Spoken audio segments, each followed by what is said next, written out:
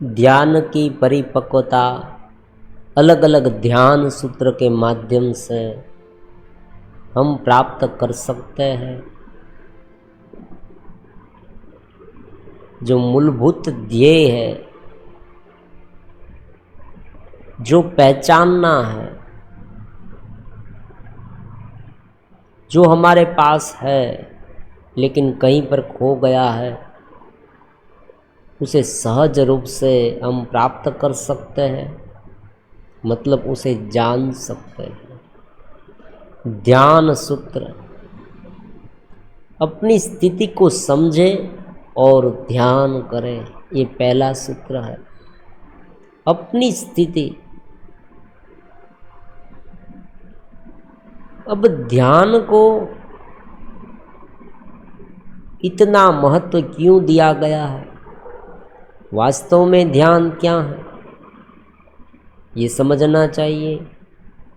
ध्यान वास्तव में जो बिखराव है उसे समेटना है,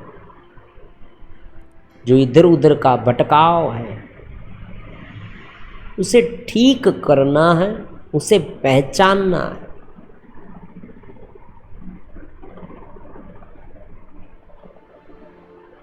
जिस तल पर हम हैं उस तल को समझना है, यही ध्यान है। कहाँ पर हम अटके हैं, कहाँ पर हम फंसे हैं,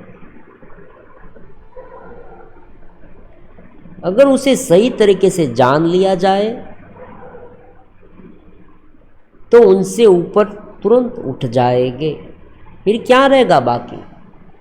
अब जान तो लिया लेकिन उठ नहीं पाते, तो आदत बन गई है, ये हम कह सकते हैं। समझ है, देखो बहुत बार ऐसा होता है और यही होता है। समझ तो बहुत होती है, ज्ञान भी बहुत होता है शाब्दिक, लेकिन ऊपर नहीं उठा जा सकता।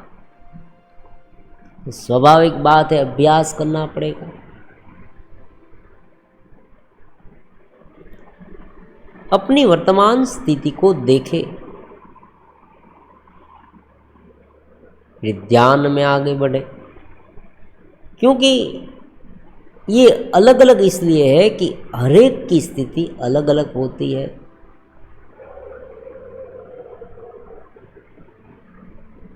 ये रोग कहाँ पर है? क्या हम स्थूल चीज को समझ नहीं पाते? आप समझे, स्थूल चीज, बाह्य क्रियाकलाप को हम समझ नहीं पाते या हम समझना नहीं चाहते, दोनों बात हो सकती है। हमें मालूम है कि ये है ये सब, लेकिन हम कोई ना कोई ऐसा दबाव बना रहता है हर हमेशा जीवन में, मुझे ये करना है, वो करना है, या आकांक्षाएं है, या कोई ऐसी आसक्ति है जिसे हम समझ नहीं पाते इस घेरे को मूलभूत रूप से, तो भी हम इधर उधर भटकते रहते हैं। तो पहले ये जो बाह्य है उसे ठीक तरह से समझे।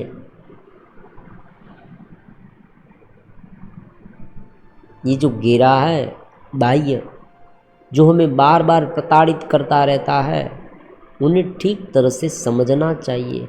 उन्हें समझने के बाद स्थिति को सहज करना चाहिए। स्थिति मतलब मन की स्थिति। जो क्रियाकलाप उठ रहे हैं, जहाँ पर हम फंस रहे हैं, उसे पहचान कर उन पर काम करना है। कोई भी विचार हम पर तभी हावी हो सकता है जब हम उन्हें हावी होने देते हैं। अगर उसे ठीक तरह से मठार दिया जाए, एक समझ से, देखो समझ की एक छोटी सी खिड़की है, वहाँ से चेतना निरंतर हमारी ओर आती है, निष्पन्न होती है चेतना छोटी सी खिड़की से। जो विचार उत्पन्न होते हैं वेव्स, उनके साथ ही चेतना भी बाहर आती है, लेकिन हम उस विचार को स्थूल रूप से या सूक्ष्म रूप से पकड़ लेते हैं, लेकिन उनके पीछे जो चेतना चली आ रही है उसे हम पकड़ते नहीं। और वो हमसे छूट जाती है। हर एक विचार में ये होता है, अच्छा विचार, बुरा विचार, सद्विचार, ज्ञान का विचार, टेंशन का विचार, हताशा, कोई भी विचार आए, कोई भी वृत्तियाँ उठे, उनके साथ साथ ये चेतस स्थिति भी, चेतस की जो निष्पन्नता है, चेतस की एक आभा है, वो भी बाहर आती ही है, क्योंकि उनके बिना विचार संभव नहीं है। विचार के दो पहलू होते हैं, एक बाह्य होता है और एक भीतरीय होता है। तो भीतरीय जो अंतराल है, जो चेतना का है, उनमें से ही बाहर आता है ये विचार या वृत्ति, जो भी आप कहे, तो उनमें उलझ गए तो उस चेतना में नहीं जा पाएंगे। ये स्थिति को समझना है। तो सबसे पहले ध्यान का सूत्र क्या हो गया? अपनी स्थिति को समझे, पूरे दिन सहज रूप से कहे। देखो कभी कभी ये कंप्लेन भी आती है कि ये शब्द जो है, जो आप व्याख्यान करते हैं, आप ये जो वीडियो चलाते हैं, उनमें जो वर्ड्स है थोड़ा डिफ़िकल्ट होता है समझने में। लेकिन यहाँ उनका उत्तर ये है कि अगर आप इसे थोड़ा समझने की कोशिश करेंगे तो आपका मन ज़्यादा शांत होगा। कभी कभी क्या होता है कि जो सुने हुए वर्ड्स हैं, सुनी हुई बातें हैं, वो जब हम सुनते हैं तो हमारा मन है ना, वो उन पर ध्यान ही नहीं देता और हम सुने जाते हैं। तो यहाँ जब आपके सामने कुछ सोचने की बात रखी गई है तो आपको उन पर थोड़ा सोचना है, थोड़ा ध्यान से सुनना है, 2-3 बार सुनना है। तो एक अलग सी सोच, एक अलग सी चिंतनात्मक वृत्ति आप में उत्पन्न होगी, एक समझ उत्पन्न होगी। ये भी फंडा है यहाँ पर, इसलिए थोड़ा जो वर्ड्स है वो टफ इसलिए यूज़ कर रहे हैं। अब ध्यान सूत्र में क्या बताया गया? कि अपनी स्थिति को पहचाने और ध्यान में आगे बढ़े।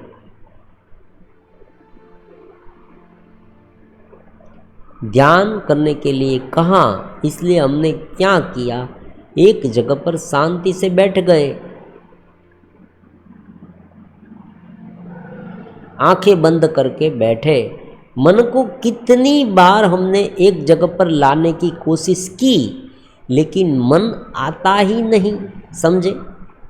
बहुत प्रयास किया मन को एक जगह पर लाने का, मंत्र पर लाए, स्वरूप पे लाए, जो भी है।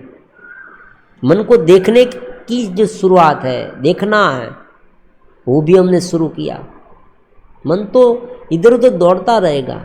बहुत सारे लोग ये भी बताते हैं कि मन चंचल है, तो इधर उधर, मन को कुछ चाहिए ही चाहिए। आप कुछ भी करें, मन को कोई ना कोई चीज़ चाहिए, उसे विषय चाहिए, कोई भी विषय हो, अच्छा बुरा, मन ये नहीं बताता। बात तो ये है कि बहुत लंबे समय से हमने कोई ऐसे विषय को पकड़ रखा है, इसलिए ये विषय बार बार हमें उलझन में डालते हैं। वरना मन को क्या, मन तो एक कर्टेन जैसा है, ये तो एक वेव्स उठ रहा है, उसमें एक रचना है। उनके पहले वीडियो में हमने समझा, रचना है ये सब, इस साधन के रूप में है। लेकिन कोई एक चीज, वस्तु, एक व्यक्ति, स्थल और काल के बारे में ज़्यादा से ज़्यादा सोचने लगे, उन पर ज़्यादा फोकस करने लगे, तब क्या होता है? आज के ज़माने में, आज के जो लोग बताते हैं, इस तरह से कहे तो यूनिवर्स जो है, जो वैश्विक चेतना है, वो हमारी इस मान्यता के आधार पर हमें दिखाने लगती है। जिस तरह से आप देखें यूट्यूब में या गूगल में कोई भी सब्जेक्ट को आप ज़्यादा खंगालें ना, तो वही सब्जेक्ट के संलग्न वीडियो आपको दिखाए जाएंगे और से और ज़्यादा। अगर कोई विकारों के चक्कर में पड़ गया और पॉर्न आदि देखने लगा, तो थोड़े से दृश्य उसने देखे, ऐसे सीन देखे कि तुरंत ही दूसरे दिन उनसे भी ज़्यादा उसे दिखाया जाएगा। कोई व्यक्ति अगर डायमंड के बारे में सर्च करे कि भाई कौन से डायमंड बाज़ार में उपलब्ध है, मुझे डायमंड खरीदने हैं, तो तुरंत ही उनके बारे में, कोई रियल एस्टेट खरीदना चाहता है तो उनके बारे में, कोई अध्यात्म के बारे में जानना चाहता है तो अलग अलग गुरु है, सेमिनार कहाँ चल रहे हैं, उनके बारे में, कौन कौन सी बुक्स है, कौन कौन से क्लास चल रहे हैं, वो सब उसे दिखाया जाएगा। क्या ट्रेंड में है, आज चल रहा है, वो सब दिखाया जाएगा। तो सीधी सी बात है कि केवल ध्यान में बैठ जाने से एक क्रिया बनेगी, और ध्यान को हमें केवल एक क्रिया नहीं बनाना, ध्यान को एक स्थिति बनानी है। क्योंकि ज़्यादातर मामले में क्या होता है कि एक विधि बन जाती है। हम कुछ भी नया सिखाए, मतलब कोई भी व्यक्ति कुछ नया सिखाए, शास्त्र में हम कुछ नया सीखे, वो सब एक विधि बन जाती है, और ये विधि केवल मन के ऊपरी तल पर ही रहती है। ये बात समझने वाली है। ये विधि जो है, जो ध्यान करने की पद्धति है, वो अंतराल के स्टेज को, अंतराल की स्थिति को डेवलप करने के लिए है। क्योंकि हम आत्मस्थ है, सत्य चित्त आनंद है, वो हमारा स्वरूप है, और उसी स्थिति को, उस हमारी अवस्था को एक डेवलपिंग की जरूरत है। आज हम क्या हैं? आज हम इस वृत्तियों से घिरे हुए, इस शरीर आदि इनसे, हमारा एपिसेंटर यहाँ आ गया है। देखो, कोई व्यक्ति ये भी प्रश्न करेगा कि उस स्वरूप में चले जाने से क्या ये सब बंद हो जाएगा? नहीं बंद होगा। जो व्यक्ति ध्यान कर रहा है, ज्ञान में, चेतस में कुछ नहीं करते हुए भी बहुत कुछ कर रहा है। भगवान ने भी भगवत गीता में कहा, कर्म न करते हुए भी वो बहुत कुछ कर रहा है।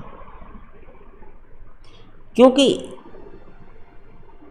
कर्म जो होते हैं वो उनकी सत्ता से होते हैं। अगर हम, हमारा पूरा ध्यान, अगर हम स्वयं उनमें ना उतरे तो भी कर्म होंगे। बहुत नई बात है, नवीन बात है ये। इनका मतलब ये नहीं है कि हमें स्वयं इतना नीचे उतर जाना तभी कर्म होंगे, ऐसी बात नहीं है। कर्म शुरू रहेंगे, सहज रूप से ये होंगे, क्योंकि एक रचना है, एक रचना है। हम उनसे अछूते रह सकते हैं, हम उनमें इतने भाव से, इतने विवल ना हो, फिर भी वो कर्म होंगे।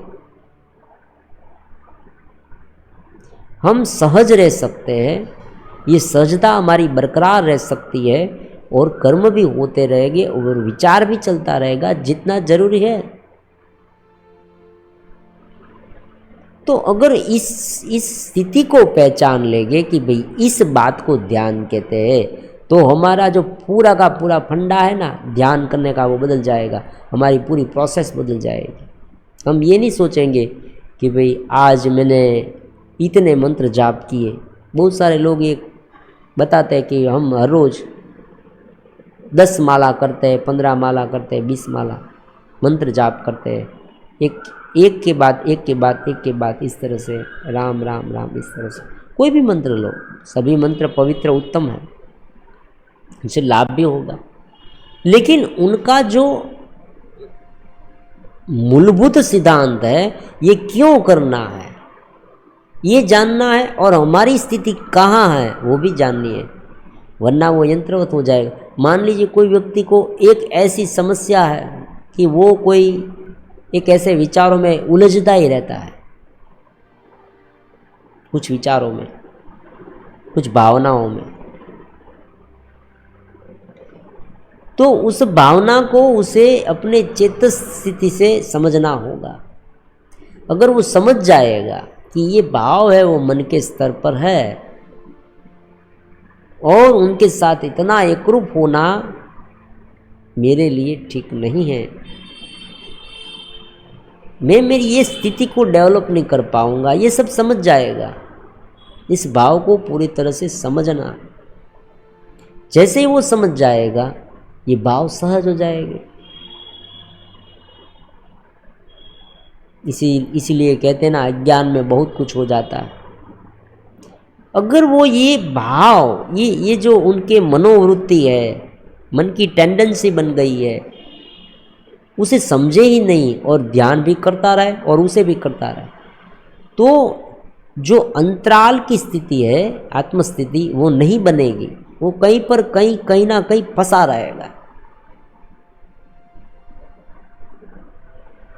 आपने देखा होगा कि जब स्कूटर के कोई एक पहिए में पंचर पड़ा है, हवा निकल जाती है, तो क्या करता है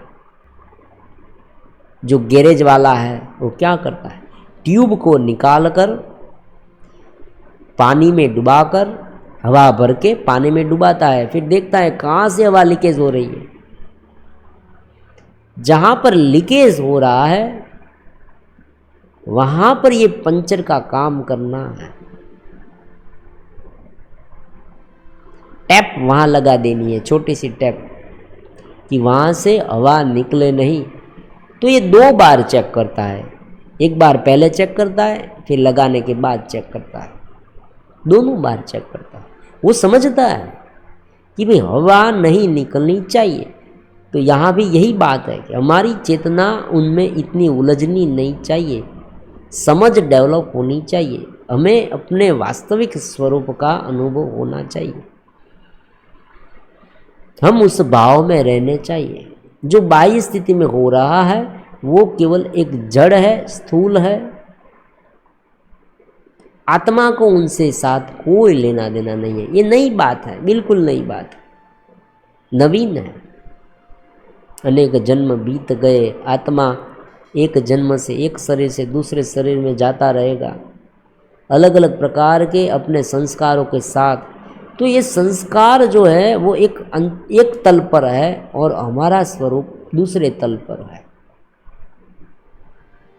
हालांकि ये संस्कार जो है वो हमारा ही स्वरूप है, क्योंकि सर्वत्र ब्रह्म है, सर्वत्र परमात्मा है। फिर भी देखने की, जानने की जो क्षमता हम में है, इनके कारण हमें ये अलग दिखने लगा, इतना ही है। जिस तरह से कोई व्यक्ति मर गया, उनका डेड बॉडी है, तो उसमें आत्मा नहीं है, ये जो जोड़ा है, ये पूरा देह इंद्रिय संघात नहीं है, उसमें इंद्रिय संघात नहीं है, आत्मा और मन का जोड़ा इस शरीर में नहीं है, तो वो कुछ काम का नहीं है। आप देखें, उसे जला दिया जाता है। कोई व्यक्ति उसे रख नहीं पाता। तो ये बाह्य क्रियाकलाप है, वो मन के एक ही स्थिति में है, मन के एक भाग में है। उन्हें पहचानना, उसे ध्यान में कहा जाता है, अपनी स्थिति को पहचानना। हम कहाँ पर है, उस स्थिति को पहचानने के बाद ध्यान में उतरे। तो ध्यान जो है वास्तविक रूप में ज्ञान में उदित होगा। उनका जो उदय है ना, उनका जो परिणाम है, उनका परिणाम कैसा होगा? स्वरूप को उत्पन्न करने वाला, स्वरूप को मठारने वाला, स्वरूप में लीन होने वाला होगा, हमें चेतस बनाने वाला होगा।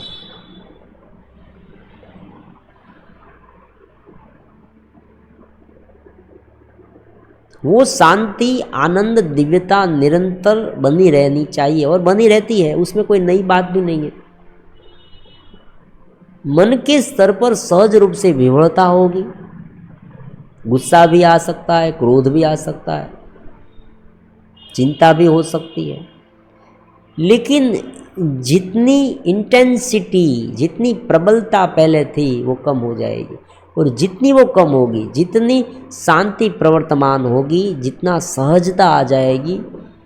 वृत्ति में 2 भाग है, वो पहले हमने बता, फिर से कहते हैं, ये एक बात हमें मन में बिठा देनी है। कोई भी वृत्ति उठे उसमें चेतन भाग तो है ही, उस चेतन भाग को पकड़े या वृत्ति के भाव को पकड़े। मान लीजिए गुस्सा आया, तो गुस्से के समय गुस्से के विषय को जितना हम बल देंगे, उसने ये किया, उसने ये किया, उसने ये किया, यही बात, फिर तुरंत उसके दूसरे पार्ट को देखें कि उसने ये किया है, लेकिन उनमें इनका इरादा गलत ना हो, ऐसा हो सकता है, चेतस पार्ट है, समझ है, दोनों पार्ट हमारी वृत्तियों में ही है। जो वृत्ति उत्पन्न हुई है वो आवेश की है, उद्वेग की है, वासना की है, हताशा की, जो भी आप वृत्ति को नाम दे, जो विचार उत्पन्न हुए हैं, वो विचार में ये दो पार्ट है, एक स्थूल भाग है और एक चेतन भाग है। क्योंकि चेतन के बिना, अधिष्ठान के बिना, एक आधार के बिना उत्पन्न हो ही नहीं सकती वृत्ति। मन में उत्पन्न हुई है, उनका मतलब ही यही है कि हमारे भीतर चेतना है। कोई दृश्य देखा तो दृश्य देखने की क्षमता हमें होनी चाहिए ना। कोई मृत व्यक्ति कोई कुछ देख नहीं सकता, तो देखा, उस समय ये चेतना के सरोवर में ही वेव्स उठे, आप समझे, उनमें ही वेव्स उठे हैं, समुद्र में वेव्स उठे हैं। वेव्स अलग भले दिख रहे हो, लेकिन वो किसके अंश है, किसके भाग है, किसका विवर्त है, अलगाव किसका है, ये चेतना का ही।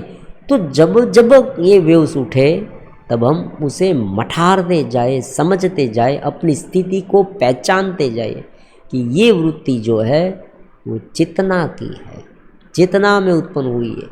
तो क्या होगा, जो भाव है, विपरीत भाव, वो समझ के माध्यम से दब जाएंगे, समझ के माध्यम से, समझ से अभिरंजित हो जाए।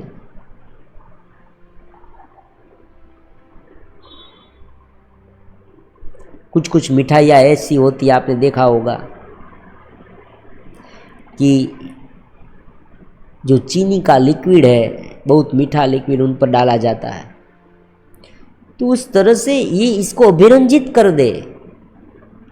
गीली लकड़ी जलेगी नहीं, उन पर पानी अगर छिड़क दे लकड़ी पर, फिर उसे जलाए तो नहीं जलेगी। या गीली लकड़ी स्वयं गीली है तो नहीं जलेगी, वो सूखी तुरंत जल जाएगी। तो ज्ञान के, ध्यान के इस लिक्विड से, इस चेतनवंतता की स्थिति से इस वृत्ति को भिगो दे, बात यह है। तो संसार में रहना बहुत सहज हो जाएगा, संसार में रहना सहज। संसार में रहकर भी पूरे दिन ध्यान में रह पाएंगे, लेकिन अगर भूल जाएंगे चेतना को, जैसे ही चेतना को भूल गए, उसी क्षण वृत्ति हम पर हावी हो गई। और ये कोरी वृत्ति, कोरी मतलब बिना चेतना की वृत्ति, बिना चेतस की वृत्ति, इतनी जलेगी, स्वयं तो जलेगी लेकिन हमें भी जलाएगी। और ज़्यादातर मामले में यही होता है कि ध्यान हो, जप हो, व्रत हो, कोई भी, उसे केवल क्रिया माना जाता है। हम क्रिया करते रहते, लेकिन स्वयं की कोई एक स्थिति को कहाँ पर फंसे है, उस स्थिति को पहचानते नहीं है, और उसे नहीं पहचानने के कारण उसी में फंसे रहते हैं, और दोनों चलता है। फिर देखो, जिस तरह से ये वृत्ति हमें फंसाती है, उसी तरह से ध्यान की क्रिया भी हमें फंसाती है। ध्यान की क्रिया हमें किस तरह से फंसाती है? ध्यान की क्रिया में चेतस उत्पन्न नहीं होता, चेतस स्थिति है, उनका निर्माण नहीं होता, हमारे भीतर ये स्थिति नहीं बनती, ध्यानस्थ स्थिति, परम तत्व की स्थिति, आत्म स्थिति, भगवत भाव की स्थिति। उनके बजाय उसे एक मन के स्तर पर लेकर अपनी स्थिति को, अपनी चेतन अवस्था को मन के साथ ही जुड़े रखकर हम उसमें रहने लगते हैं। तो जो जो क्रियाएं करेंगे वो मन के साथ करेंगे, मन वहीं पर रहकर करेंगे, ऊपर उठ के नहीं।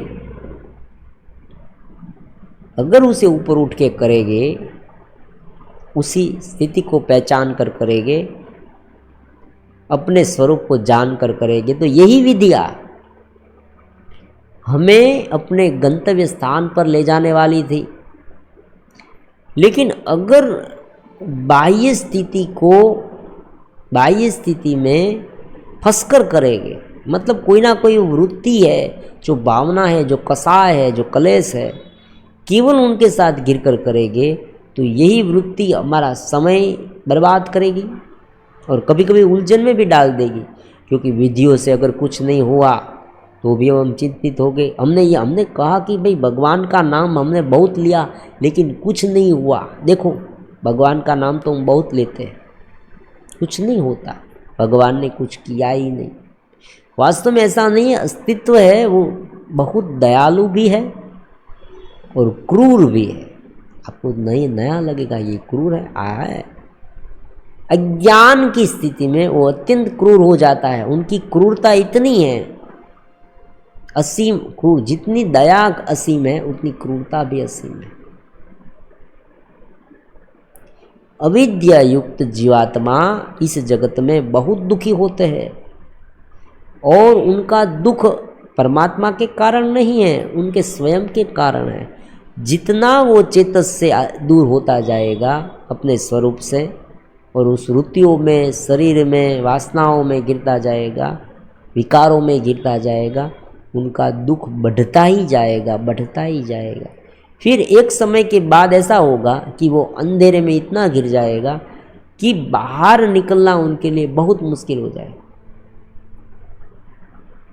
उसी देह इंद्रिय संघात कहते हैं, हम सब भवाटवी कहते हैं। अनेक जन्म बीत जाते हैं फिर भी हम परमात्मा को नहीं पहचान सकते। ये सारी जो बात है ना, वो इसी ओर इशारा करती है कि हम चेतन स्थिति को भूलकर, और चेतन स्थिति सबसे पहले समझना मुश्किल है। आत्मस्थिति, देहात्म बुद्धि से पर वाली परमात्मा की भगवत भाव की स्थिति, वो शून्य होते हुए भी बहुत कुछ है। कोई लोग कहते हैं कि वहाँ शून्य है, कुछ नहीं है, सब कुछ निकाल दे फिर चेतन स्थिति आएगी, बात है। लेकिन कुछ नहीं होते हुए भी वो सब कुछ है, ये नई बात है। तो ध्यान सूत्र में सबसे पहले क्या समझना चाहिए? स्थिति को समझे।